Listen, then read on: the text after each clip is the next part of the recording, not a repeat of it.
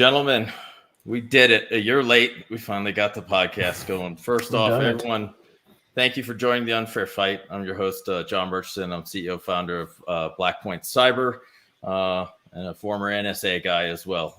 Love me or hate me. Today, I'm joined with Brian Dykstra, CEO of Atlantic Data Forensics. I always think of that movie Pulp Fiction, that cleanup scene, man. The cleaner. So for those that don't know, Brian comes in post breach and fixes your world. And then I'm also joined by Xavier Salinas. Xavier, hey. I tell you what, I know you didn't come out of the NSA, but I can promise you, you're literally the best reverser and hacker I've ever worked with in my life. So I'm super pumped to have you on, and also glad to work with you. So obviously, guys, cheers, virtual cheers, since we're in pandemic land and not in the studio. If that comes in, gotta have my Blackpoint mug. Yeah, and a little shout out to Virginia Distillery for supplying literally the best U.S. single malt. Courage and conviction, right? Heck yeah. So, well, let's get this thing started. And so, for the audience, the plan for this podcast is we're gonna kind of have a few themes as you see this go on over the year. The first is we're gonna have some tech talks. That's kind of what we're doing today. We're gonna talk about trends, attacks we're seeing. Obviously, what we do every day is we're trying to stop these things. We're trying to stop Brian Dykstra from coming in and having to fix something we missed. We also want to cover some areas of vulnerability research, right? As we get pushed, moving towards a more a cloud-first environment, and I think we're going to see a lot more hacker focus on application security, looking for exploits, vulnerabilities, APIs. We're going to talk about a little cyber war. That's fun. None of us really fully know, but we'd like to go and riff for a while and pontificate about what it would actually look like and how it would go really bad between some peer states. And then we have some neat stuff to show. So, guys, let's kick it off. Like, Brian, I know, you're coming in many times when people are super, super panicked. They had an incredibly bad day. They're watching their life's work many times. If you're an owner of a business, potentially go down in flames or up in flames right before their eyes. Like, what have you been seeing this year? How are the bad guys getting in? What are people doing well? What are they not doing well when shit goes sideways? Yeah. So let me kind of start with how they get in. So the big three ransomware groups, and I don't mean to minimize some of the other ones that are out there, but right now it's, the Black Matter ransomware folks, the Conti ransomware group is continues to be, continuous. In fact, I saw a thing from them this week where they'd, not only were they, outing people's data on their leak site, but they were also offering to sell access to those sites. So, I feel like they have their own PR branch. Yeah, I mean, they really do. And help desk. They have a great help desk. Yeah. They make it, I'm not sure I know how to pay in Bitcoin, but they can teach you really fast. One of the we should actually discuss. The whole Bitcoin marketplace is a whole nother problem there. And then the Lockbit 2.0 group, which has just been so aggressive lately. I mean, every weekend we see another 25, 30 places show up, by Monday morning on their leak site. And they actually do have a link on their site for, hey, if you're from the media, stop by here and, we'll be happy to talk to you. So they definitely have a PR campaign going. They, strangely enough, they actually also solicit victim employees. So, hey, if you happen to have a user ID and passwords from another place, we'll cut you in on some of the deal. So there's this continuous evolution of these groups. But then the other ones are still out there. I mean, we just had a brand new CLOP pop up yesterday. You can't forget about these groups that maybe aren't quite as fast or things like that. They're still out there. They're still doing their thing. And it's so hard right now to tell the difference between them, right? Dark side goes away and, they show back up. And, or Ria goes away, comes back. Or some new group pops up and we're a conglomeration of these folks and these folks and these folks. You're like, okay, yeah, I get it. But at the end of the day, I mean, it's organized crime, right? I mean, they're affiliated groups with people doing different skills within the group, right? And I think we've seen that recently in some of the the information that's been dumped out on the internet by parties that were disenfranchised with the group or things like that, right? We saw some stuff from a Conti threat actor where he dumped out, here's all our search terms that we typically use. Here's the playbook. And if you haven't seen this, definitely spend a little time Googling for it, because it's incredibly professional. I mean, it is as good as any help desk workflow sort of information I've ever seen, Brian, you touched on something that I think I got hit up, by basically, a media entity for comments on Microsoft's story, right? On the essentially the SolarWinds group is continuing to go after companies. Yeah. Okay. I'm sure that's surprising to nobody, but the reality is my comment to that is, of course, a nation state is going to continue to pursue all avenues to gain intelligence or influence over, whatever their objective is. But the area that isn't talked about, I don't think, is when you have a cyber operation that gets merged with a human operation, right? And when you get human-enabled cyber, it is diabolically effective. And one of the challenges I always see in our kind of community writ large is folks are on LinkedIn. They write about the types of products they administer. They join groups. Like there's a group out there for like the cybersecurity professionals for critical infrastructure. Yeah. Like I couldn't think of a better target list for nation states to go at. Like these are the guys that might catch you, if someone's gonna get in. And that's an area where I always thought it's like it needs more coverage when we're talking nation state. Now, granted, the ransomware guys, they're just starting to do it, but job ads, boy, they're incredibly insightful. Well, I think we saw that there was a report on that this week, wasn't it? Fin7 or one of those groups had actually created a fake company and were soliciting security and pen test professionals and things like this before it got outed. But it was actually a threat actor group. Right. They just like copy and pasted like 5 other people's websites. Yeah. So I mean, it's constantly moving forward like that. Just this, continuous evolution, and it's, you can kind of see it from the old way it was handled, but to some of the newer tactics where they're stripping all the emails addresses out of whatever data they stole, and then to take that opportunity for the victim company to control the message, they go ahead and just email everybody that they've stripped out of these big email sets. And some people get 5 and 6 emails, but it goes to your partners, your grandma, your everybody that somebody's emailed now is getting a notification that they've been breached and they've got your data. Whether that's true or not, they don't care. They're just trying to bring more pain on the companies. There's no question. It's maximum pain, maximum speed. You touched on one thing about these groups kind of rebranding, and it reminded me of something. And you mentioned Lockbit, 2.0, whatever 0.0. Very aggressive.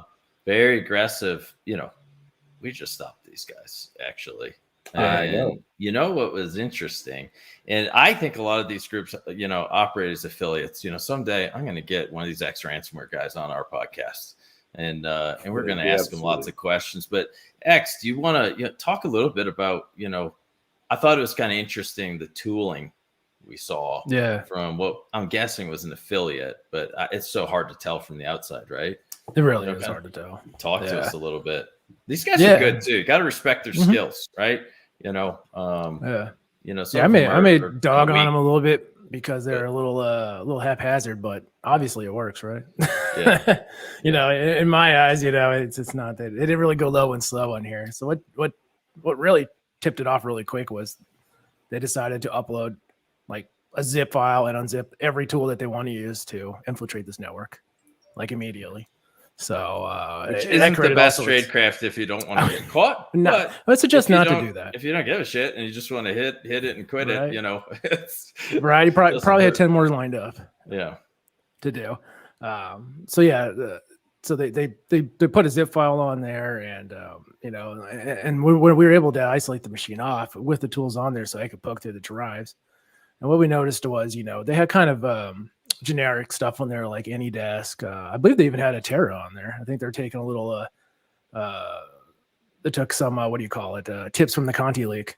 Seen a huge increase in that. Just they had a terror agent backdoors, basically. Pretty much, yeah. I mean, why not? When AnyDesk and TeamViewer and all those AMI admin get caught up, just put a terror on there, pretty much. Yeah. Or any RMM. I shouldn't just single out terror. And they're whitelisted, right? I mean, you can put Screen Connect on there. I mean, they're not going to get alerted on by your AV or your endpoint. Exactly. Yeah, it just slides right on by because it is technically a legit program. And a lot of these that I'm going to talk about here are programs we see that our partners and people that we, work with use every day. It's just IT admin tools. Android IP scanner, for example. Yeah. The favorite tool of network admins and ransomware groups. Right. NetScan. NetScan. They're using something called K-port scan. I had never heard of this, but I hadn't heard of that. Yeah, I hadn't heard of that one, but that's what they're using. And they're also using one called NSV2 scanner to scan for all the shares. That's what really made a lot of noise. So, and then they're used to try to bypass the AVs. They were using PC Hunter, which is a common one to use. They were using YDark, which is one I don't see often used, which I thought was interesting. It's YDark. And then another one called HR Sword, which I didn't come back to anything. I just might not have seen it. And those were every single one of these tools, they were one of them, YDark, they pulled down from GitHub, and then the other ones they put on there, but there are a lot of tools that have a lot of support docs in Chinese. And I thought that was kind of interesting because it kind of goes counter to what a lot of us think, when we think of ransomware groups in Eastern Europe. I feel like, I don't see why they wouldn't be starting to get more global, as we're all getting more global because we can work from home now as the companies are now. I don't see why they wouldn't be more global and start reaching out to other areas, like China and stuff. So I thought that was very interesting. And they had the typical R clone on there. They all use R clone or Megasync.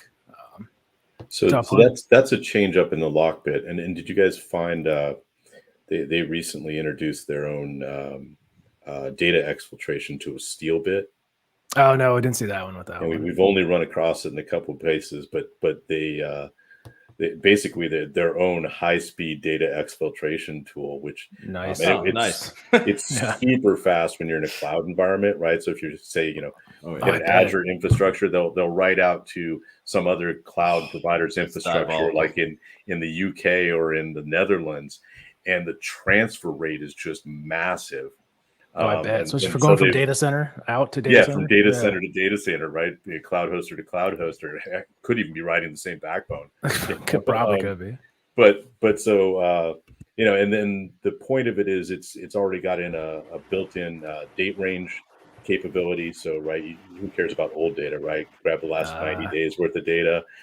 Plus they've got keyword stuff in there. So they're HR and confidential and and all those other things, so that they just they've preset it, boom, go, and just goes. We've seen them just strip data so fast. I mean, hundreds of gigs of data just in a few minutes. It's crazy. You know which one perplexed me, Brian? I don't know if you've seen this one. They installed your uninstaller. I don't know why they did that. It's YOUR uninstaller. Yeah, they installed that, and I was like, what are they using this for? I don't know if they're just trying to use it. Do you think it's just like command line, uninstall program for things that don't have tamper protection? That's my only guess is what they were trying to use it for. Which I thought was very odd. The same lines, trying to get rid of your endpoint or shut it down or something. Yeah, maybe they thought if they went through a control panel or something, it'd be a lot more sneakier. I don't know. Yeah, a little obvious. I thought that was very interesting. I got a question for you guys. And I don't know the answer, right? Like, I don't have any inside knowledge on this. Do you think any of the ransomware gangs have input direction from nation state intelligence services? Yeah, well, it's a good potato. Question. It's a hot potato. I mean, it's interesting. You got to think about it in this way. If I'm coming out from the outside in, they are exfilling a lot of interesting data. Where that data goes and who looks at it, I don't know, but there is probably a lot of interesting data in there for, nations. Right. I like to think of it a different way. So, obviously I have a background in human intelligence and all that, working inside that community and so forth. But were I going to, recruit somebody like that, I wouldn't want to do that myself, right? Why bother to do all that breaking and entering and data theft and all that sort of stuff when I could simply, similar to as recruit a human source network, simply recruit people from those groups or simply pay them for the data I'm interested in, right? Because, oftentimes they're stealing hundreds of gigs. We've seen, I think the highest one I saw recently, they grabbed like 2.9 terabytes of data. It's good. From an only good things come from that. Right. So why do that myself if I'm a nation state threat guy? Why not just develop a source network of those people, offering them some money for access to that sort of data. And that way I keep my hands clean as far as having touched anybody's network. I'm not giving up any of my trade craft, things like this. Don't steal what I can buy. Right. Yeah. I have and there's going to be a market. There is a market for that, but that's obvious. If they can make a few dollars more, why wouldn't they? One of my theories, and this is just a theory, for everyone listening, like the data is one thing. I kind of feel like, top tier nation state, their job is they're in the data gathering business, whether it's via any means possible. It doesn't matter. If it's of a strategic objective to them, they need to get it. Human, SIGINT, human combined, ELINT, it doesn't really matter. The thing, though, that really struck us is leading up to our election, we had a 2,000% in the 3 months leading up to our election, a 2,000% increase in responses. That meant bad guy in network, evaded AV or whatever automated tools, which, they do a great job. But so what did hackers do? They shifted so much live off the land. So you're really trying to figure out, is this good IT administration or not? It went wild, going after municipalities, going after healthcare institutions. Of course, you're in, had the pandemic stuff going on as well. And then part of me looked at it and I said, if I took a step back and, you're trying to mess with the country pretty hard, because by the way, it fell off the cliff the day after the election in our customer base, at least. And then December 27th, don't ask me, this is just our view into it. It went back up and it stayed steady state at the same level since. And when I look at like, how do you influence and mess with the democracy in free press? We got several things going on here. We have forms of media where when you show interest in a topic, it's naturally designed to feed you more interest, which is a great echo chamber. Man, in information operations, you couldn't beg for something better, right? Because all you need is about, a lot of truth in your message and a little bit of bullshit, right? And so when I take a step back, I look at, boy, if you want to continue to disrupt our economy, disrupt our logistics, you let your ransomware groups go wild, hitting hospitals, municipalities, buildings, financial institutions. So that's one arm of continuous economic warfare, if you ask me. The other leg to this is continuous disinformation push, right? And that's where our method of communications, our method of news, it's an extremely effective way to create division. I mean, this goes all the way back to the 80s, where the Russians, like, I think one of the examples, correct me if I'm wrong, I'm sure the internet sleuths will correct me if I'm wrong, but I'm pretty sure they planted a story in an Indian newspaper that the US created the AIDS virus. We might laugh at that and be like, that's ridiculous. That went wild in parts of the world and they believed it, And so when I look at the ransomware, like sometimes I think it's less about the info because I think they're fully capable of getting it. And many times more, it's about a continuous disruption, continuous, disruption of how we operate through disinformation where we don't know what to believe anymore. And then the third pillar to this, and this is where, maybe I don't have any like real insight into this, but it seems as though there's a pretty aggressive targeting of officers around the world in key locations. Some call it the Havana syndrome. It doesn't surprise me from a technical standpoint that it's possible. That, to me, I would call covert action. Standoff distance, non-attributability, and you can just, plant these seeds of discontent and let it rip. I don't know. Maybe I have my tinfoil hat on, but it feels but that's standard everyday intelligence work, right? It is. I'm not going to directly attack that target myself.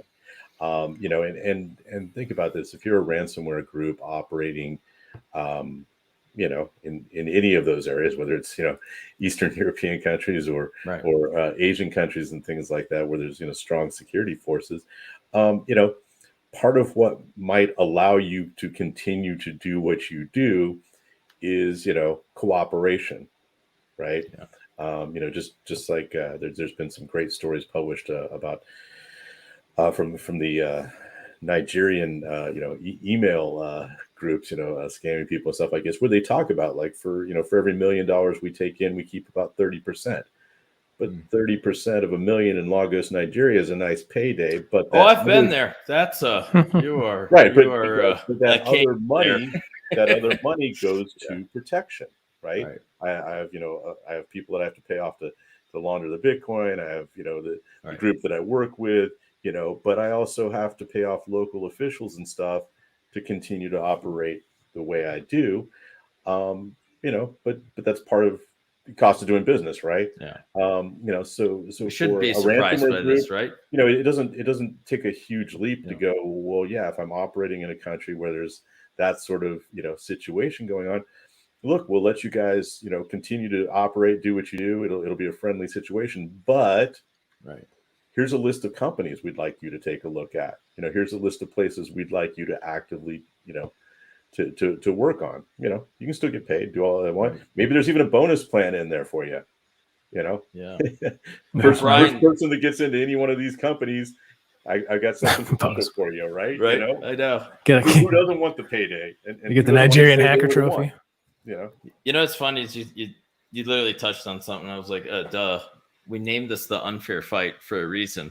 Yeah. You know, whether it's intelligence operations, special operations, like, who wants to fight toe to toe? But you see when they do it, they're both whipped up. You always want to fight a fight where they don't see it coming. I mean, heck, case in point. I don't know if you guys read the article from like last night. Magically, you know, in Iran, it seems like they have I just read about this today. It seems like they have like a gas card. And I'm guessing this is like the government's subsidy, way for people to get gas. Someone seemed to have taken that entire gas network down hard last night. Not only that, there's messages, I think, on billboards saying free gas at this location.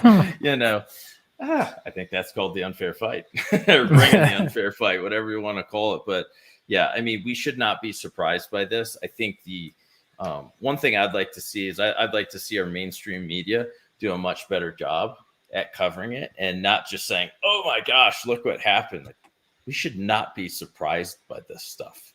This should not be surprising in 2021, you know, that multiple countries are going to try and weaponize information against us. And, you know, the greatest single, you know, kind of platform to do that is the internet, right? And our social media platforms. It's kind of a no-brainer. You know, it's, I don't know, you see this every day. I know, right? I talked the other day at Dawn on me. I was like, man, I just realized how desensitized to cyber events. Probably with Brian too. I am. I know. So when you see laughing about it, please don't take this. That we don't take this serious. We're dead serious. Yeah. We just live it every single day. Every single day. You know, hourly sometimes. You know, there's a cyber event that we have to deal with. So it's just kind of like second nature to me. But you know, on the other side of things, it's not. So we typically it happens. see 3 or 4 a day. You know. And every Friday for us is ransomware day, right? So, you know, calls usually start around 4 or 5 in the afternoon, and you know, drain into Saturday morning. Our most busy time is Friday, 6 p.m. East Coast to 6 a.m. East Coast Saturday morning. It doesn't mean we don't get stuff every day, but that is the busiest time. Yeah, that's when like the real stuff happens more than some other stuff, I should say. Well, it's all real. I should say that's when the more you know, advanced and more interesting stuff happens, I should say. Rather than the one-offs. Yeah, but I think the idea of using ransomware groups as a tool or as a stalking horse for an intelligence organization, I mean, that seems like an obvious to me. I don't know why you wouldn't. I mean, I know, that's why I always said that. They have so much data.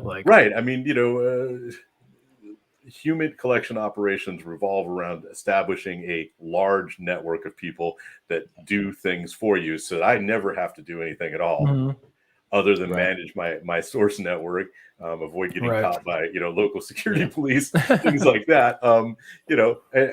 And so the broader, the wider, the more people I have out there, or even second, third tier away from me, the better. Or cyber operators, right? Like networks of cyber operators, affiliates, whatever. They get to do your dirty work. One more way to do that, right? To separate yourself from the direct conflict with. And all they have to do is a couple token arrests, right? And breaking up a criminal gang, and it's like, cool, we're listening. But this brings to mind another one, and this one hits really close to home for us, right? Because obviously, like this show's not really about our business, but obviously we run a 24/7 operation, and Xavier, who obviously we call X, calls me, and besides when we're playing guitar together, because we both love playing guitar, he only calls me with bad news. He's trying to call me with better news. I try to call better news. Yeah, it's like our customers in the Grim Reaper. Yeah, you're pretty much the Grim Reaper, so I appreciate that. But the Friday before the 4th of July, he calls me and he goes, "John, I'm almost positive Xavier Salinas has a 0-day exploit hitting him, and we need to take like crisis response team." Yeah, and there's a couple things that stepped away. Obviously, we had barely any impact because we went and took all those servers offline as fast as we possibly could and found them really fast. And luckily, we have all this data to work through quickly. But the thing that struck me is like, there's a couple things. One, unless someone corrects me, I haven't seen any evidence of the victims in that breach had data exfil where that data was used as part of extortion. Because we all know it's super rare these days to see a ransom attack that doesn't steal data first, where they threaten, hey, besides not giving you the key to decrypt your computers, we're going to leak your data all over the net. They didn't do that. They went immediate. They went hard. They hit everything. And it was right before our freaking Independence Day. Yeah. So you can't tell me I really think there's more to that story, because if they did it smart and they used that exploit and they got in those platforms and they stole data across hundreds or thousands of orgs, I don't know what the total impact was. And thank God Kaseya took their cloud down. I got to give them kudos. Everyone loves to just rag on victims, but the reality is, in the heat of the battle, they did it. We didn't know if it was cloud or on-prem during that, right? We just didn't. You don't know. Like, we just figured this out. And when they took that cloud down, put that out, we turn all attention to on-prem. Boom, we saved pretty much everyone except for a handful of PCs. There's like no impact on our base. But I can't help but think, like, man, if someone wasn't doing a symbolic attack and they had half a brain cell, it would have been exponentially bigger and worse, just longer drawn out. What do you guys think? Am I smoking it or? So we had 3 victim sites from that. Oh, you did? I didn't know that. Yeah. Mm-hmm. Okay. None of them had Blackpoint installed. That's good. I'd be disappointed. just putting that out there as a caveat. Not those sites. These rather unprepared sites. And on all 3 of them, there was no sign of data exfil. It was strictly encryption. It happened blinding fast. I mean, they were deployed, and it was over. And it was like noon. Yeah, it was just Eastern. Done. It was crazy. Fortunately, those clients got mostly saved by having good off-prem backups and other things like that. But yeah, they were just simply in my discussions with the threat actor behind that, they were just looking to get paid for the decryption keys. There was no mentions of data theft, and normally when I'm dealing with a threat actor, a ransomware threat actor, the first thing they want to tell me is how they're helping me out, which I'm always like, okay, sure. But they usually like to brag about how much data they've stolen and what kind of data they've stolen from me and things like this. Across the board, there was no mention ever anywhere of data being stolen, and we didn't find any. My favorite thing we actually had a couple clients with really good, ability to track outbound, and one of them was just pure luck. they were like demoing a product that just happened to track. Yeah, that I was stuff. about to say, It's like 2 weeks. I don't know about your customers, but who the heck can track how much outbound traffic is going? And I wish I could mention the name of the product now. It was like it wasn't Atera. It was like an Al something. Al something. Gosh, I know, right? There's a lot of, but it was actually a product that was meant to be put on your file storage to track reads, writes, changes, copies, all that sort of stuff. And they just happened to have had a 30-day demo license for it. And they put it on their primary storage, and so we had to audit basically logs for the entire period and go, geez, the whole time the threat actor was in here, they didn't touch a thing. Yeah, they encrypted all of it. So, it's all back, but they didn't copy anything. Worst fear. Armament platforms taking over, become your best friend, and the sole reason you can administer an IT network remotely and do help desks and all these things well. But when they're co-opted, it's the most gangster rat you can ever have. It's legit. There's a reason why Conti uses Atera. Yeah. Well, yeah. And, I know that the good news is I think a lot of the vendors are starting to wise up. There's a long way to go. And I want to touch on this a little bit later, in this podcast on kind of areas for vulnerability research we need to really up our game in. It's kind of vendors and suppliers of cloud technology. But I want to play with the hot potato for a second. What are your guys' thoughts on the CVE process, pen testing tools, the control of them? Okay, I'm just waiting for the hate. I know it's the point of these podcasts is debate this stuff, right? What do you think's good about that space? Responsible disclosure, irresponsible disclosure. Where do you think we need to go as an industry? I have some pretty strong opinions, but I'm dying to know yours. X, shoot. I'm going to let you go first. And then you want me to go first? Yeah. I'm just going to bleed all over this. We're going to put Brian's email address in the YouTube comments. Brian just wants to badwang and whatever. He's going to badwang whatever I say, just so it doesn't seem.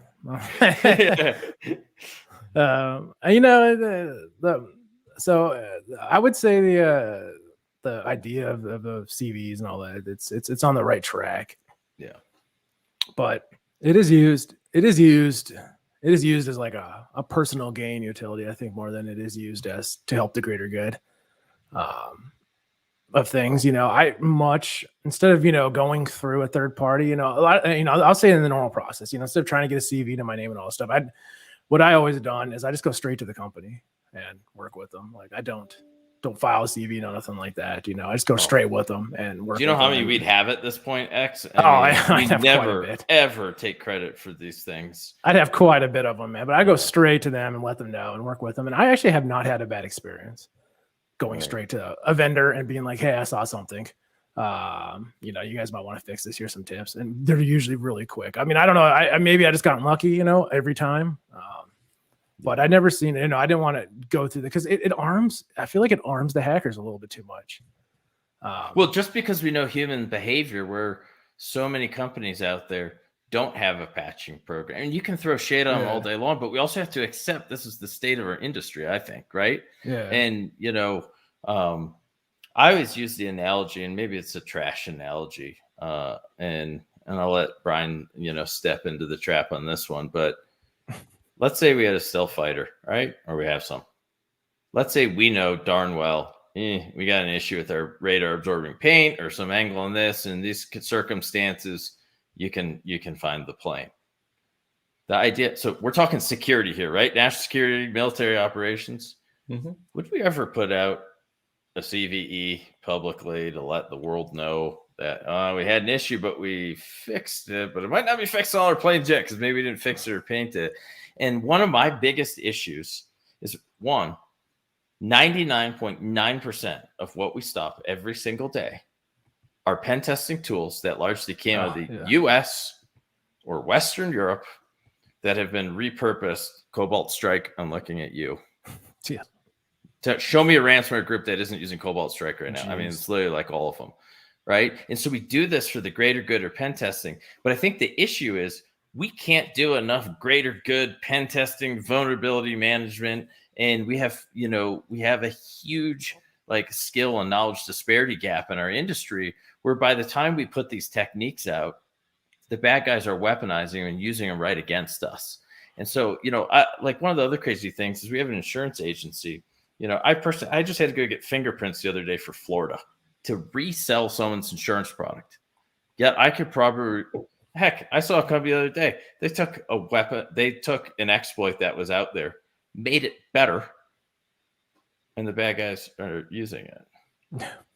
A security company. Like, we have an issue where I think, sometimes we share too much, and I don't have an answer for this, guy. It's like, it's just our observations from being in it. But at some point when you're defending against the same tools every single day that bad guys are using, including nation states in some cases who don't want to burn their good tools, you got to start questioning the model.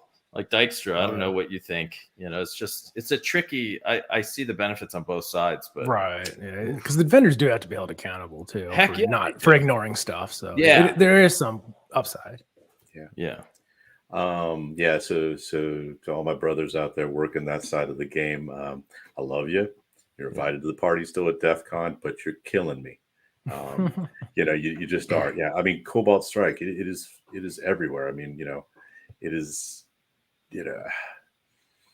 At this point, the cat's so far out of the bag on that one. But I mean, every large scale APT thing is using that. A bunch of your financial related crimes are using that. I mean, it's just everywhere.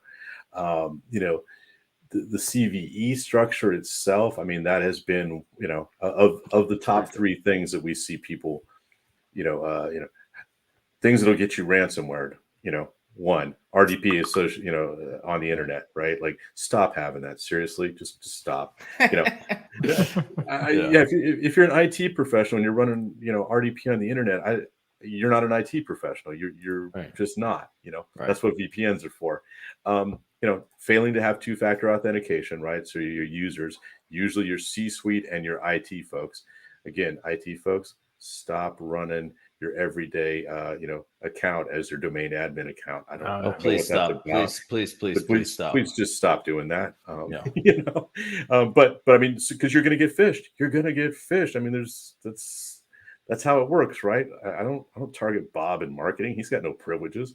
I target C-level employees and IT folks, right? They've got the access. But then the third thing that we end up chasing around is, of course, CVE, remote code execution, vulnerabilities. And it doesn't matter what it was. I mean, a week ago it was, or 2 weeks ago now, it was Confluence. Before that it was Exchange servers and, and so on and so on. This week we're chasing, yet another VPN with, remote code execution and stuff like that. But that's a necessary evil to some extent, right? I mean, it is. Again, going back to you have to have a way to let people know. You have to remind them to patch this stuff up. Things like that. There has to be, and there is a valid reason for doing that kind of testing and announcement and things like that.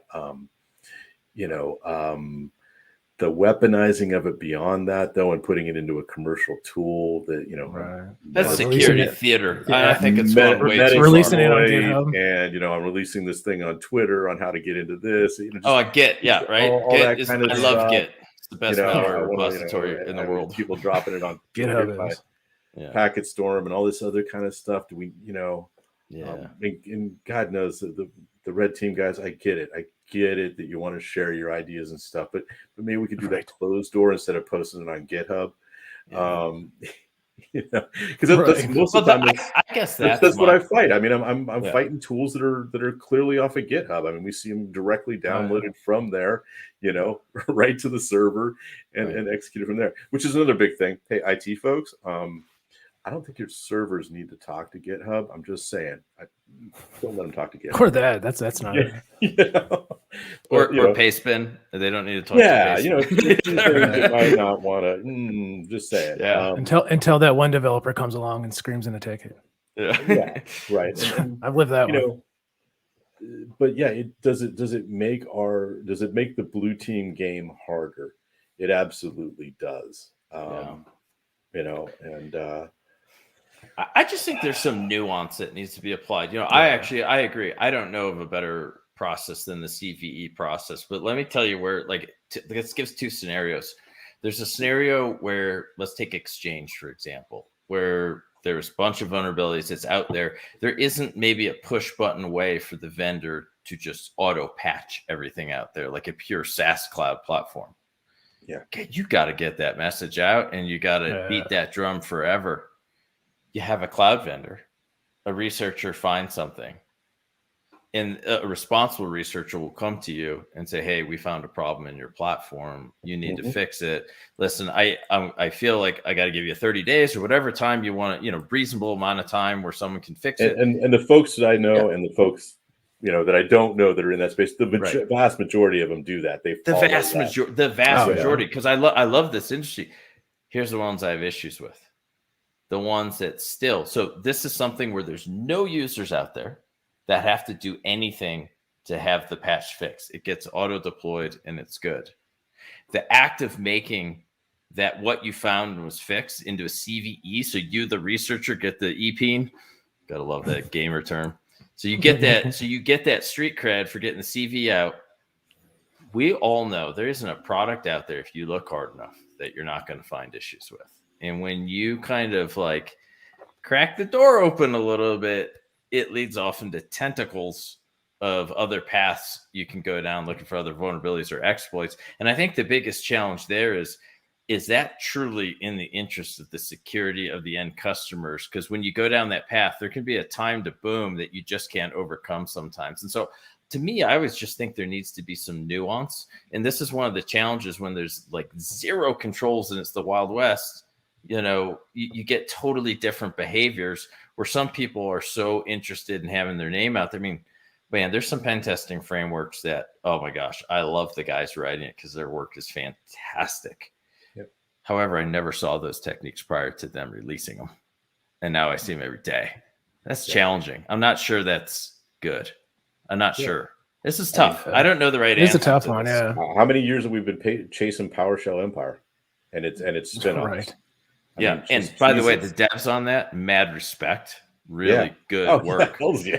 However, thank you for making us defend against that every day. But that and the variants of that, and the, slightly rewritten versions of that, well, that's the issue. They get riffed on, right, by the bad guys.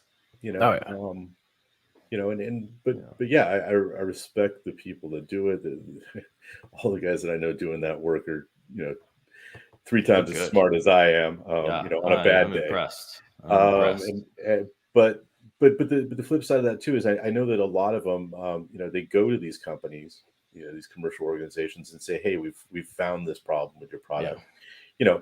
They are also a business. They'd like to get paid, right? Yeah. They're looking to make a dime on, hey, why don't you bring us on? We found these 3 problems and these are pretty freaking serious.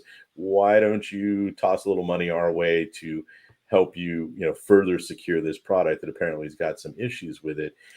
And I know from experience working with these folks that oftentimes the response you get from the companies are just they don't care. Now that is bad. And I've personally received, I've brought people vulnerability data. You have a problem, and then a day or 2 later, I received a cease and desist order from some attorney telling me to stop hacking their network, and I'm like, I was trying to give you an update, right. So just the response that corporate America provides to that sort of things, and the lack of response, quite honestly, that they do for that is kind of crazy. One of the 2 big talks at DEF CON this year that really got wider than the cybersecurity community attention. One of them was a really nifty exploit for dynamic DNS in the Azure environment. Which again, the group that found that problem worked with Microsoft, well ahead of time, let them get it patched, all that sort of stuff. Did all the right things to get that out. The other one was some flaws in John Deere's API handling, and the group that found it did their level best to work with John Deere on that, but the response and so forth that they got from it was very different than the other group working with Microsoft. Right. Just a this isn't true. We don't believe this, all this stuff. And they go, well, here's the passwords and the users. And, I can't believe the tech company of John Deere didn't understand. This is real. And you've got, if you've got these problems, you've got other problems, I think that's the most important takeaway when security researchers approach you and you're a vendor or software vendor. And, because like John Deere is one of the backbones of America's food production and national security.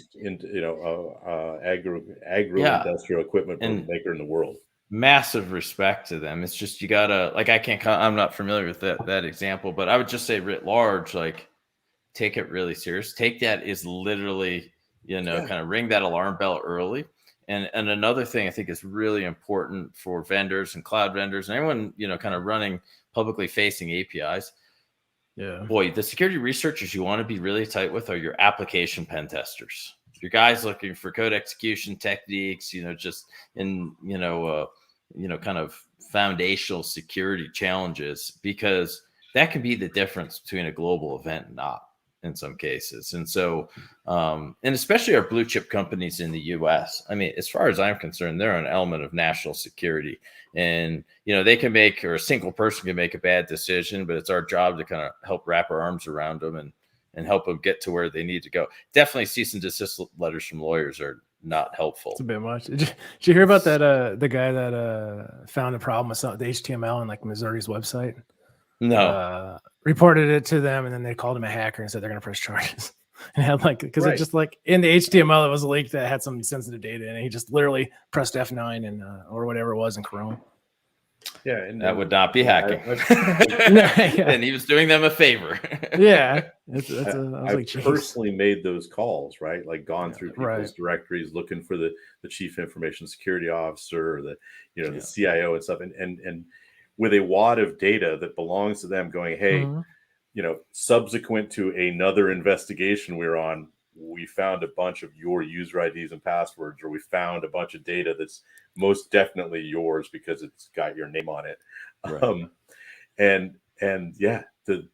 The responses that you get from them are crazy. Just this isn't true. That's not real. I'm like, well, is your username this? We haven't had those issues, Brian. I'm like, so maybe like, I have my own view into this world, but we found a horrific vulnerability in a big cloud security camera platform, and I'll never name it. Right? Called the CEO. He took it. He understood it. He listened, thanked us, and it was fixed a couple of days later. Guess what? No harm, no foul. Guess what? We didn't have airports and tires. Security camera systems getting taken over. Like that to me feels like I feel like we did the ethically right thing. They did the ethically right thing in response. And that's how we need to be. And, I guess at the end of the day, like the biggest challenge here is how do we create tools to allow security practitioners to find legit holes that a bad guy will figure out at some point without straight up so oversharing that we're making it complete consumption. We're making the bad guy's job easier, and then in turn our job harder.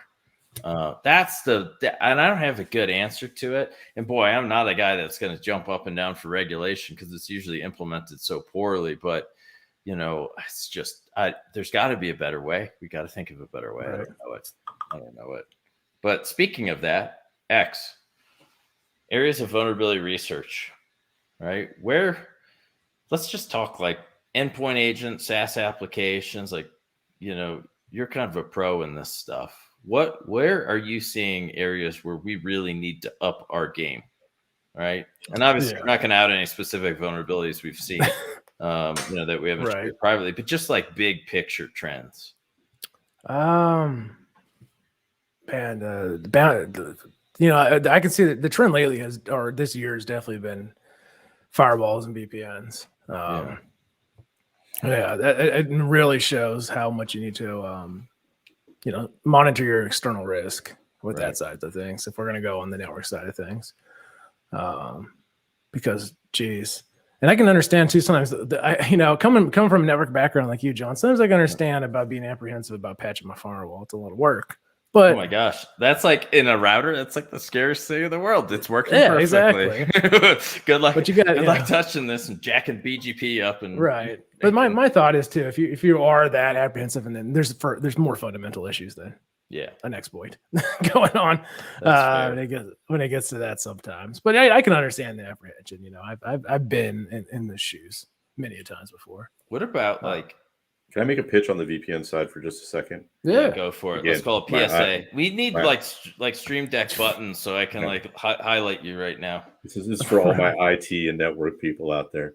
Please, for God's sakes, click or find that button in your VPN that passes the real source IP address through the VPN to whatever the destination is.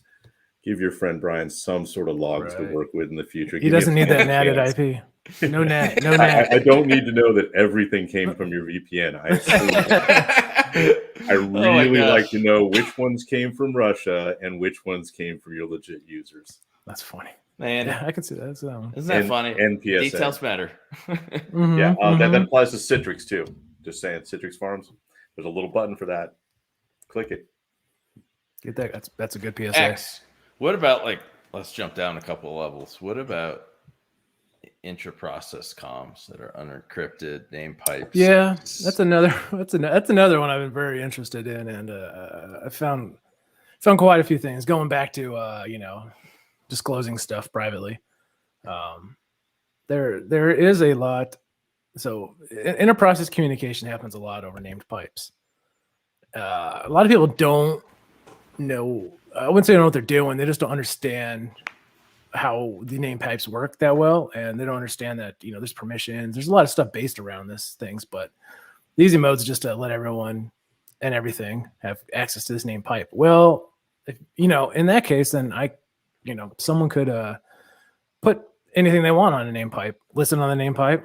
A lot of private weird stuff happens on name pipes. It's like a message bus between processes. You can really, really gather information as just a normal user. Like credentials. Or pretty much credentials, or you can maybe make a certain program run a script, a system, because that's what that program does, is run scripts. Yeah. And so that's been a big interest of mine recently, kind of auditing that, because it's nothing, you don't really see much details about that kind of stuff out there. It's not super cool, but it's not weaponized yet, I guess. Maybe that it's out there and I'm giving people ideas to look at all their name pipes, but no, this is like this, and the G's in this space know about it. It's just an area where I think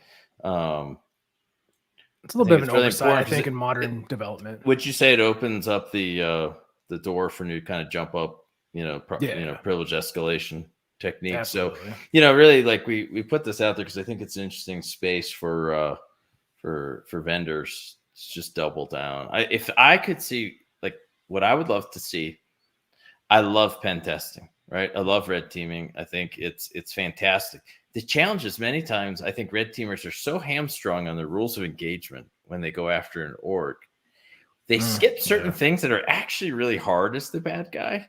And then they do certain things that are like whatever because they can't go all the way, or, half the time, a lot of exploits like blue screen freaking machines. And so they can't throw them.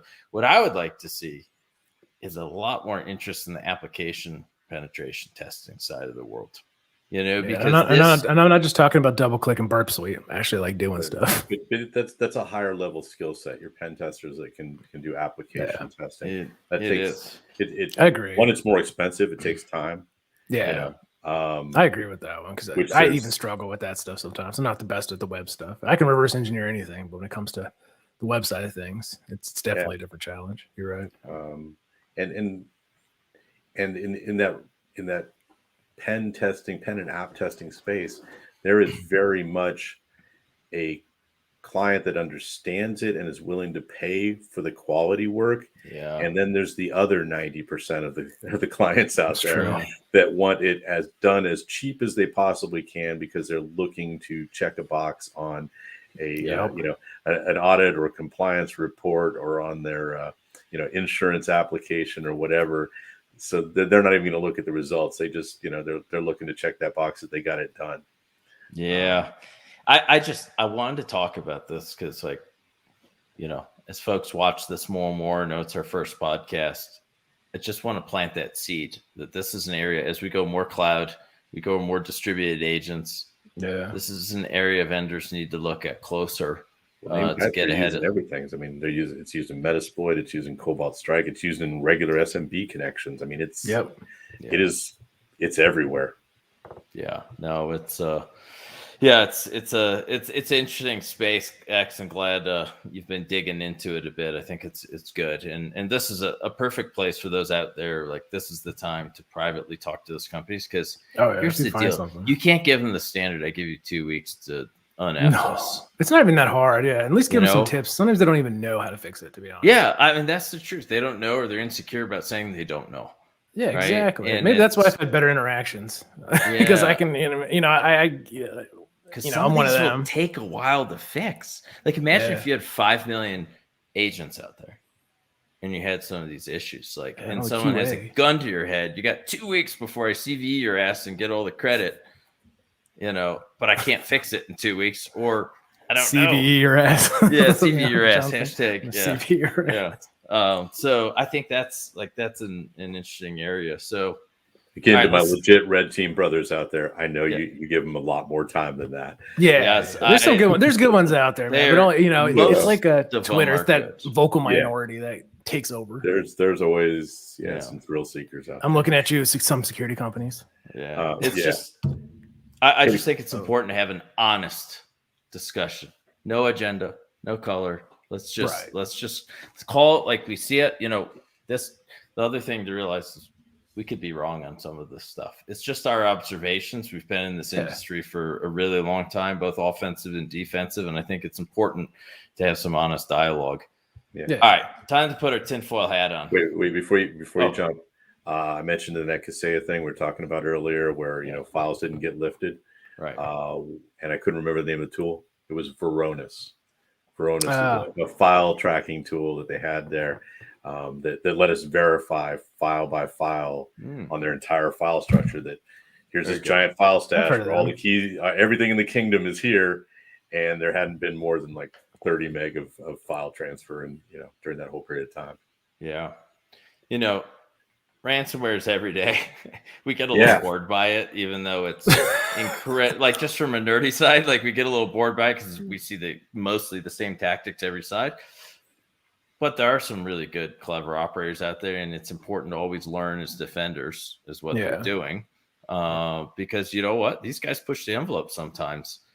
But the guys that push the envelope sometimes even more because they have, like, the cash to do it, are nation states. Yeah. And one of the things about, I forget who said it, something about, we live in a glass house sort of thing in the West, which I agree with. What do you guys think? Okay. You guys are 2 nation states, and we have a full out nation state on nation state cyber war because we're too scared to cyber war, go toe to toe, kind of kinetically. How do you think it'd go down? What systems, what platforms? Am I involved or not? Sure. Yeah, you can be good guy or bad guy. We're going to own. That's a good guy. But because I worry that the West is much more susceptible. That's a good question. Because just the way our logistics systems work, just-in-time production, just-time delivery. Yeah. I think we know what enables that. Like, it's networking and networked applications and IT. Oh yeah. Like, what areas do you think we need to, as a country? I mean, we can see from the pipeline attack. I think it also depends on what my goals are, right? Because because unlike, and I despise this word, kinetic warfare. I think you should just say shooting at people. Kinetic warfare. That's just way over. Is that the PC word? I say what you mean. We're gonna kill people. Maybe that's not always your goal in a cyber warfare environment, right? I mean, if you go back to that whole, warfare is nothing but the failure of politics, right? Maybe I don't need to think in those old type of war ideas of destroying something or things like that. If I can just disrupt, cause pain, shift public opinion, create stock value havoc, all kinds of things like this. Maybe there's other ways to achieve my goal that don't have to be a traditional war, attack and destroy sort of thing. Basically, kill people is what you're saying. or kinetic warfare thing, John, but I mean, let's face it, I'm a member of our military for a decade. We're real good at getting out there and destroying things, blowing things up, and all that. Right. But I'm not sure that cyber war, that you need to do those same sort of things. That doesn't have to be your end goal to get what you're trying to achieve, which is whatever your initial aim is. Versus a zero sum, we're going to nuke you and you're going to nuke us sort of thing that is. Yeah, because that's the thing I don't know is like, okay, let's say two peers, right? And I'm tired of hearing this near peer thing, right? Because we should never. I think a lot of folks underestimate the adversary sometimes, and while you may whip up on someone in the early days, you always have to look at their capacity to build, their capacity to disrupt their inter-networked, kind of military platforms, and then realize, shit, this goes quickly to like a World War II style. Who can produce more? Look at when Japan attacked us, right? I forget the quote from one of them, but it was something akin to, awakening the beast sort of thing.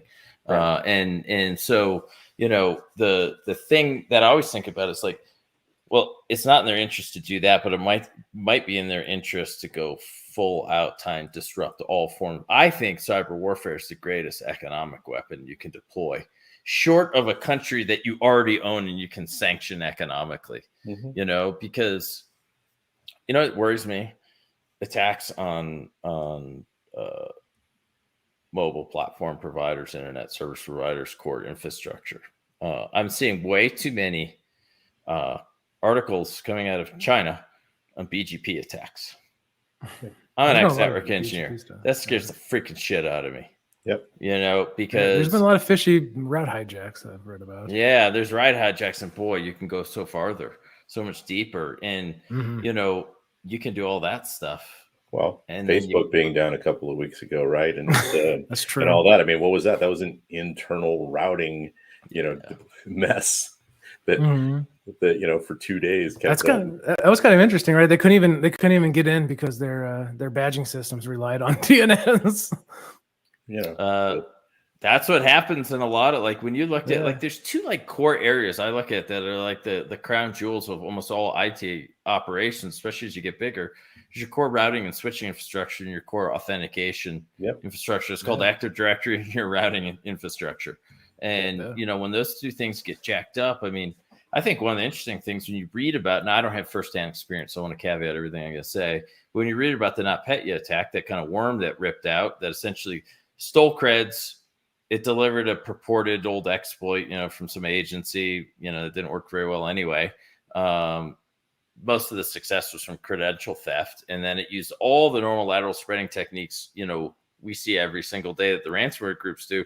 But when it smoked the machines, most companies integrate badge swipes, right? And their security and access control with Active Directory. So if you fire someone, you smoke their AD account, their badge is gone. Another PSA, don't do that. It's a terrible idea, even if the vendors recommend it. Because what happens when your core domain gets encrypted, guess what? All your other shit goes down too. This is the same as manufacturers. If you're a major manufacturer, separate domain. Don't make them interconnected. And like, that's what kind of worries me, because I think it's, I think we love to like like treat cyber and use terms like cyber grenades and all these dumbass like military analogies. It's a shit military weapon. It's an amazing economic weapon. It's amazing information operations delivery platform, which is part of a military operation. But, you know, the thought of like using cyber to take out air defense and things, no, use radar seeking bombs and blow that shit up so you know it works. Or you're going to trust the cyber guys behind the scenes. I wouldn't. But I mean, I think it's probably, I don't think you would have a completely cyber war situation, right? It's meant to be an adjunct along with all the other things that you're doing. I would agree with that. Time, right? You know, if we can take out, I don't know, let's say, you know, news media, you know, for a period of time while the attack's going on, that hampers everybody's ability to, you know, get the word out and things like this. Is it going to keep the military from responding? No, they'll do their thing, but the populace is going to have no idea what's going on, and that's going to tie up, you know, the police and fire and rescue and hospital, you know, and business and everything else, you know, just by simply doing it. And can that be done? Yeah, I mean, you know, just here in Maryland last week, right? Sinclair Broadcasting got hit by ransomware, and they've got TV stations that are still offline. Yeah, I got a buddy that works there. Actually, my former network mentor.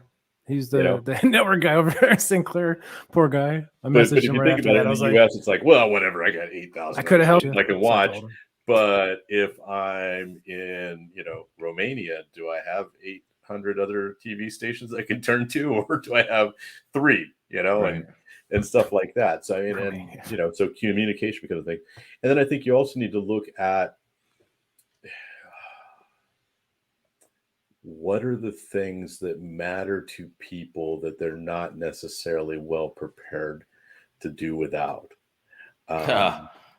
Water. We don't live very long without water as a human being. You know, you disrupt water supply in a major metropolitan area, it gets tribal real fast. That's true. I knew I should have. Will result in kinetic operations. I mean, killing people for sure. You know, beyond that, you know, problems you don't know who to go after. Right. You know, then you disrupt food supplies. Yeah. You know, and things like that. I mean, again, you don't go more than well. I mean, I think we saw some of that during the corona virus pandemic. That's true, man. I got triggered because I couldn't find root beer the other day because there was an aluminum can shortage. I was about to head to kinetic warfare.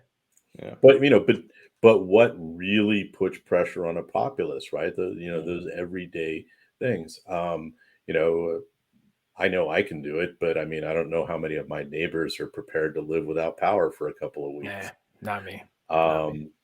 You know, and things like that.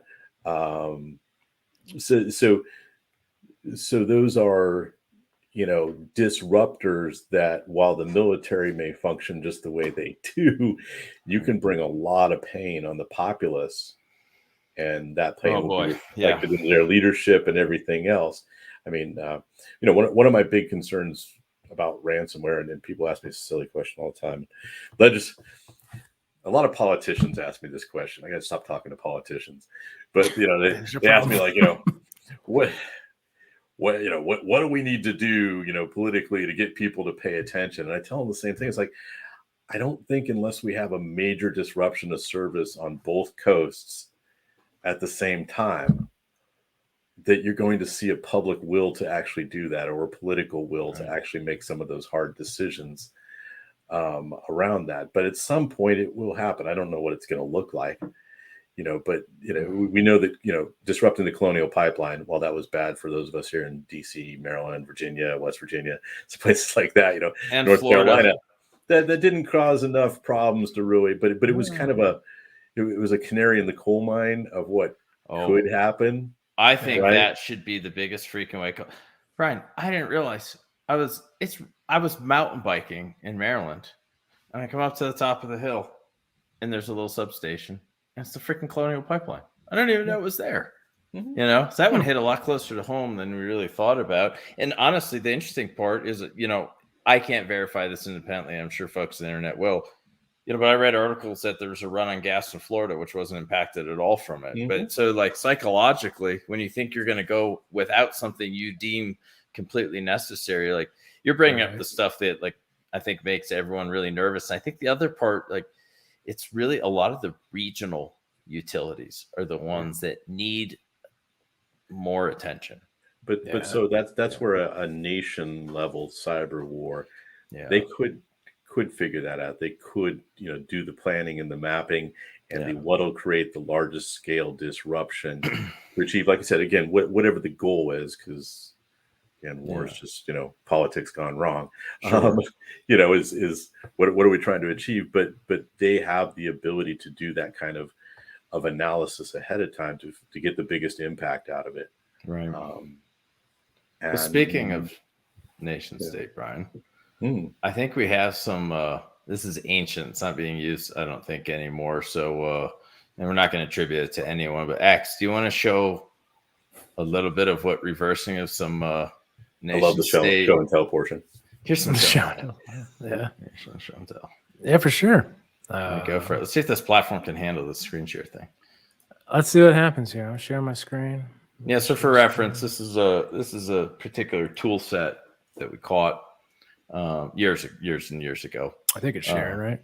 Yeah, it is shared and tiny, but I bet it's tiny, man. That's what happens when I'm on a 2K monitor here. I wish I can like in Zoom where I can share just like one screen and I can make it really small. I can see people can. Can you? I don't know if I can make this any bigger. It doesn't look like it. Scientific mode. What the heck? Scientific. You want to put in scientific mode? It tells you scientific mode. Yeah, let's do scientific mode here. Let's click it. All right, here we go. All right, good. Wow. Hey. Okay, I probably should have done that. All right. Anyways, we're going to talk about some an interesting tool set that we found on a client a little while ago. Years ago. Yeah, years ago. It was one of the more interesting side of things. When you don't see Cobalt Strike, you kind of like perk up and get interested. That's how I always see everything. Not to digress, but the worst thing to me is when I'm reversing something and in the end it's just Cobalt Strike shell code. Like, man, so excited the other day, didn't we? We were like, we found something awesome. Oh yeah, I got really excited. It was a Golang loader, and I was like, yeah, man, Golang. I know Golang should be used as malware. It's hard to reverse. Yeah. And I look at it and it just loads Cobalt Strike. I'm like, my gosh, everything ends in Cobalt Strike. Trust me. That tells us something, right? I mean, the fact that everything ends in Cobalt Strike, that's the most work that they're willing to do means that all of those other GitHub downloadable tools and things like that are enough. Yeah. I don't need to do anything else. Did this particular loader pop on anything in VirusTotal? The Golang one? Yeah. Oh no, it was 0 out of 69 when I uploaded it, just because I wanted to burn it, out of spite. Thank you, VirusTotal. Yeah, out of wasting my time, I wanted to burn it. I uploaded it everywhere because I wasted my time. Right. So I burnt the heck out of that loader, but it was a loader that I wasn't really seen before. It was very interesting, but still, Cobalt Strike at the end. But still, yeah, right. It just shows you that like I had one the other day. I had one yesterday that I reversed out. It was the most generic loader I've ever seen. 5 out of 69 in VirusTotal. So good luck, people. Hope it didn't make you sweat enough. Sleep well. I wanted to show a little bit about something we saw here at one of our detections we had. This is kind of what initiated the detection. I don't know if it's small, but this shows there's something called WMI, consumers and event handlers. Now it's a way to persist on a machine. So what happens is it's been around forever. It's been around for a while. This isn't new knowledge here. Yeah. And this is what the event handler is that happened. This is what it would launch if the event hit. And it was some PowerShell code that downloaded a certain tool set. And so what it downloaded was a tool set here that actually had a bunch of kind of interesting functions. And it came out in plain text like PowerShell. A lot of it was in English, which I thought was kind of interesting, first of all. But it had some interesting functions to it here. So I can just search function. And I can see there's one that is admin. Here's persist. If I go up here, they had different ways to persist. I went way over that one. But and you can see here it had the method WMI This is how it persisted, hence going back to the WMI feed here. But it had a bunch of interesting functions here, like decrypt, encrypt. Here's how it would, decrypt the command and control things it would receive and then encrypt the data back to it. It had upload and download functions. And this is all in PowerShell, by the way. This is not like a binary going on. This is just running in PowerShell in memory, I guess. I had a function called screenshot, send output. Here's the get command. So it would post or it would get a command from a benign looking website that had like search and the news and all that fun stuff. And what was interesting here is, this had a lot of modules. I'd never seen a full output of this. I've only seen little bits and pieces of it for some reason, or maybe this was the one we grabbed was more full featured than what people had seen before. But yeah, I was very interested. There's screenshots, get commands into it. A do while. Well, we don't want to do that one. But yeah, it kind of shows kind of like what it was doing and getting commands and sending screenshots, checking registry. It had a lot of interesting functions, and it ran by different names too. Like there was one called sector. There's one called update package. This is feeds was this one right here. So they had a bunch of like just benign sounding names. Oh, I remember feeds. That was everywhere. Yeah. And it was actually a exe file compiled from Auto IT. I think we've seen malware do that before. That would actually install this, which would then grab this. So it was, a multi-loader. It was a Auto IT binary to a WMI consumer that pulled down this PowerShell tool set. So it went multiple levels here to do it. And it actually started like this. So I'll just let you guys know what it looked like if I want to look at it. So it looked like garble at first. So this took a little massaging to get down to this. It wasn't the easiest one. And what also was interesting is like, this is how they persisted in the machine. This is actually a screenshot from a product. They were using LogMeIn as their access to get in also. So they had two ways to get in. Like a backup, right? Yeah. That was their backup. And they put it in syswow, and they named it Apple Computer Shells 32. But this is that. And you can see them saving registry keys and looking for credentials to exfil out. Here's the folder that it was in. And as you can see, it was shell32. It has the LogMeIn icon right on it.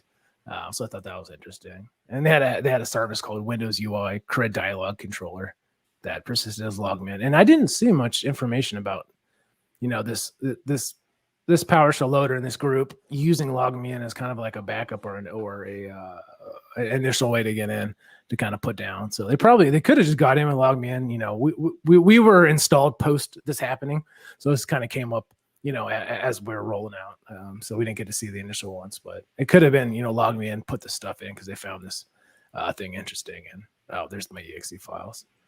They also used rpivot too, which is a utility on Brian's favorite GitHub, which lets you proxy RDP into a network.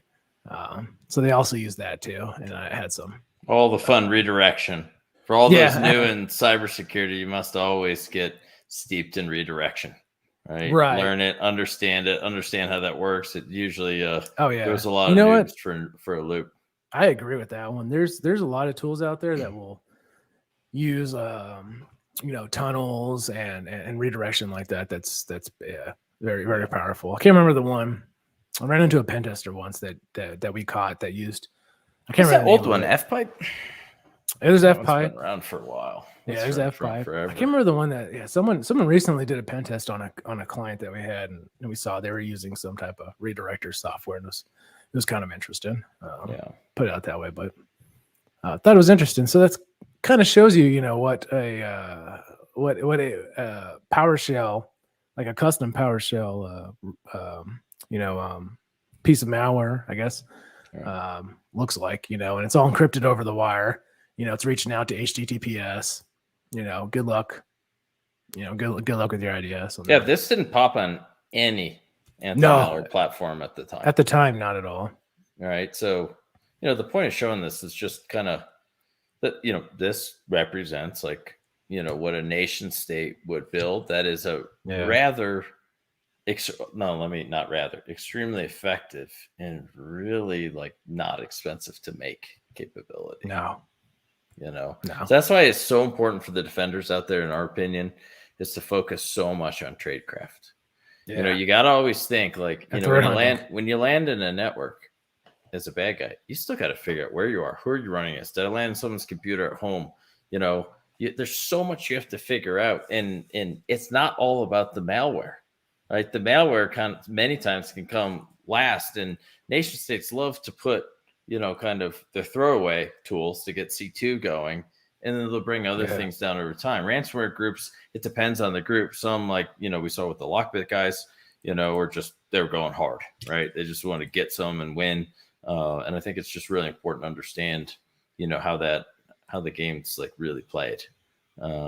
So, kind of speaking of the ransomware guys, like, I've always wanted to kind of show stuff before I'm supposed to on this podcast. It's the first podcast. So I apologize to our VP of product and marketing because I'm going to ruin your world right now. But again, this isn't GA. This isn't out to everyone. Do you want to show, we've been working on some Skunk Works type stuff. Much respect to that org, but, in our own group to help combat some of the ransomware capabilities. Do you want to show a little bit, X? Yeah, I definitely can show. You don't have to. Like, you're in charge. Yeah, I could do it. You don't have to. I can do a live demo, but I might need to take a drink before a live demo here of a beta functioning. This is beta, so it's probably not going to work. Just do it live. Go for it. Yeah, and I'm just going to do it, man. I have a sandbox VM I made, and I hope everyone will enjoy it. So let me take a swing for this. All right. Let me share my screen again here. Hopefully it's not mini school this time. Let's see. All right, let me get is it sharing? Yeah, not yet, but it will. There we go. We have faith. Is it sharing? Not yet. It's bound to happen someday. Come on, StreamYard. All right. Oh, nice background. Yeah, this is my sandbox. This is what I use. This is what we use to test a lot of stuff in, because it makes me laugh. But we have a new functionality to kind of combat ransomware execution. We've done a lot of testing on it, as have I, and I just kind of want to show. I'll just give you guys a sneak peek of what it looks like, and then even in like a in our dev environment, what it looks like when something like this happens. So I'm going to connect to a VPN because I'm not giving away my IP. But I'm going to move over. So I got some ransomware ones here. Honestly, you can call it about any one of them. I've done a lot of testing on this as is right now, so I'm not super afraid. But let's go with our. I have a demo ransomwares here. Let's go with Hive, or let's go with DarkSide. So I'm going to put a DarkSide sample on my VM here, and I got our recent agent running here. I'm going to have to here. I'm going to have to rename this ransomware because I have Procmon up to show the impact, and it's only running on the ransom executable. This has our latest agent on it. That's in this is really beta, and I want to run. This is DarkSide. I'm going to run the DarkSide ransomware and just kind of show off some of the capabilities we have at live. New capabilities we'll have at live detecting ransomware. Let's go. I'm going to run this as administrator, and we can see that we've had some hits here. I have this locked to write file, so you can see what it's written to, and what it's hit. This is the DarkSide ransomware. I had to rename it just because of my filter here for process monitor. I shouldn't have launched it from Explorer, but that's fine. That's entertaining. Yeah, that's entertaining here. I launched it from Explorer and locked myself out here. This is not how it usually happens. This is gotta love the live demo, but it's fine because you can see here that we got an alert into our product that there's been a ransomware detected called it's Darkbit, but it's ransom.exe. The process has been suspended. Take note of that. And it also saw some funky PowerShell going. Now, if we look back at here, you can see that it only affected nothing. This is all the files that ransomware wrote. This is all the ransomware right here, just some junk on the C drive. It doesn't even matter. I still got my pumpkin spice recipes. I still got my cat pictures. If I didn't lock out explore.exe here, I could have done it. That's what happens for double clicking. I know I had that open for something. So this is one of our new capabilities here. And the reason why, I wish I can go, maybe I'll just redo this real quick. The reason why, sorry, go ahead. I was going to say the reason why we decided to suspend the process and further, kind of incorporate our isolation automatically is because we want to, if someone, we're talking about this is last ditch effort. This means we didn't catch it somehow. It's probably open RDP, to be honest. And our agent's running. We want to isolate the machine and suspend the process because it kind of gives it a better way to run in for forensics. Yeah, or a zero-day RMM takeover, right? X? Yeah, or a zero-day RMM takeover. That was our kind of, Sputnik moment to say we need some extra backstopping because we have, a good track record exactly on stopping the corporate takeovers. But we want to make sure the drive-by stuff, the one-offs, or the worst-case scenario where legit products co-opted and it's instant, instant ransoming in mass.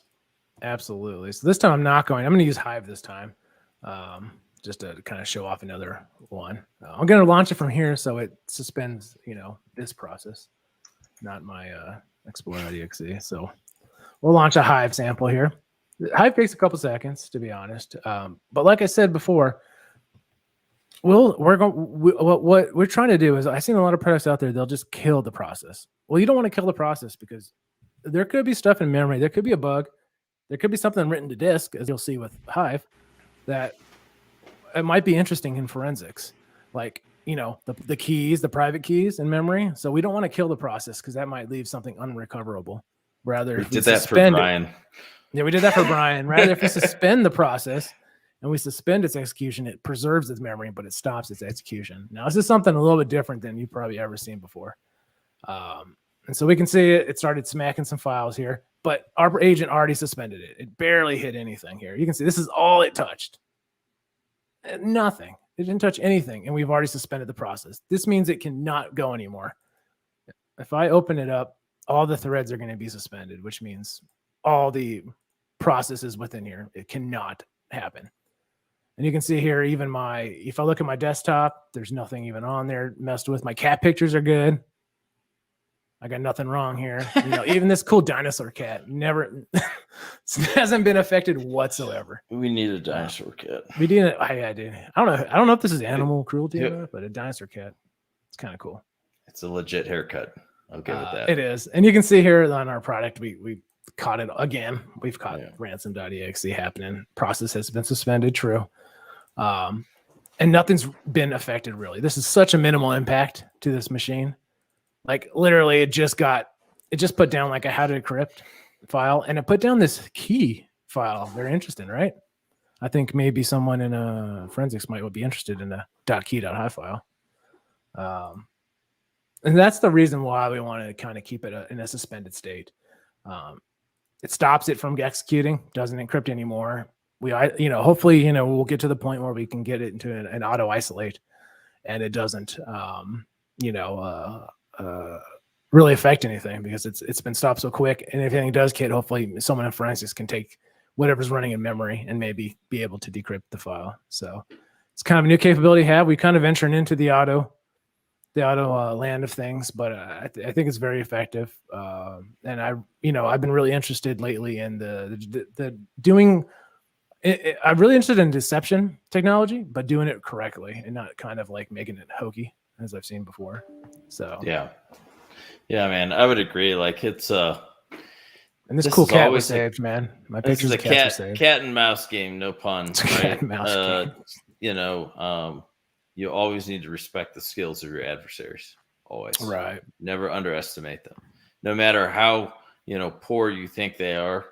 Sometimes the simplest techniques can get you. You know. So we're pushing the envelope here. This podcast, big picture guides, and I think we're about ready to wrap this sucker. We're going to do some tech deep dives. We'd like to just have honest, fact-based conversations or opinion, right? In some cases here, but you're also going to watch us suck this podcast back, and we're going to bring on folks really high profile folks from the national security space. We want to start putting, really cyber into context geopolitically.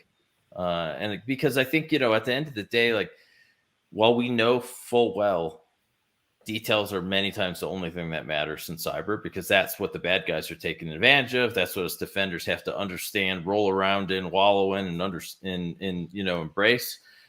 It is also it's also very important to understand the motivations of the people going after you and why big picture. And so this podcast, obviously this is our first episode, but we really want to work hard to kind of shine a light on how this game is played, because education is key. And the more educated we can be as a base, the more resilient we can be, because, we all just decide to, or most of us run a business connected up to this really bad neighborhood called the internet. And we need to learn how to live with it, and we need to understand it. And that's our hope, is to make this educational and not just purely self-serving from a business standpoint. So Brian X, thank you so much for being part of this. And just so everyone else knows, Brian and X are going to be the regulars on any of our tech segments, and we're going to bring a lot of other folks onto this show. So with that, gents, Javier, I want that version rolled into my beta. I'll take the beta on that. I bet you do. Ransomware stuff. You just send that my direction. You will have that momentarily. I'll ask the guys. You definitely appreciate this version. Yeah, I like how that looked.